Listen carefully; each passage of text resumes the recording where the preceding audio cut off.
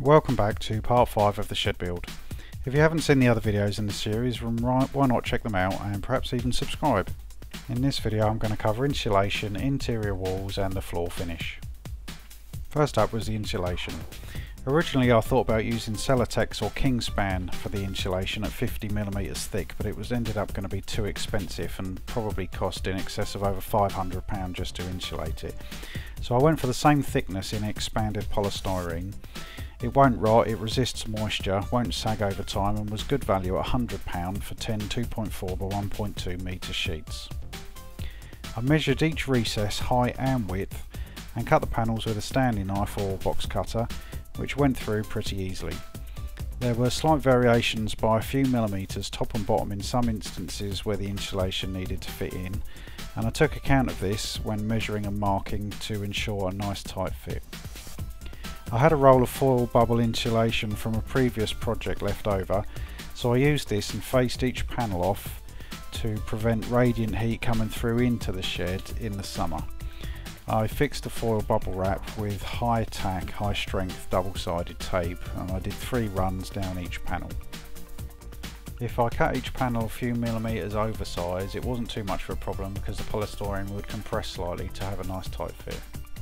With a 50mm or 2-inch board, that left me a 25mm or 1-inch air gap between the outer wall and the polystyrene to prevent transference of heat or cold, one way or the other. I used 12mm quality plywood for the interior walls and screwed these to the framing approximately every 30cm or 1 foot with 60mm screws. I then sealed the corners of the walls with mastic to ensure a further airtight seal. I painted the walls and ceiling white to bounce all the available light around inside the shed and used a moisture and mould resistant paint.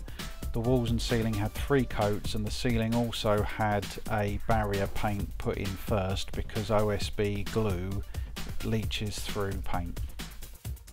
With the concrete by now fully dry, I used a company called Bradite's Polyurethane Floor paint.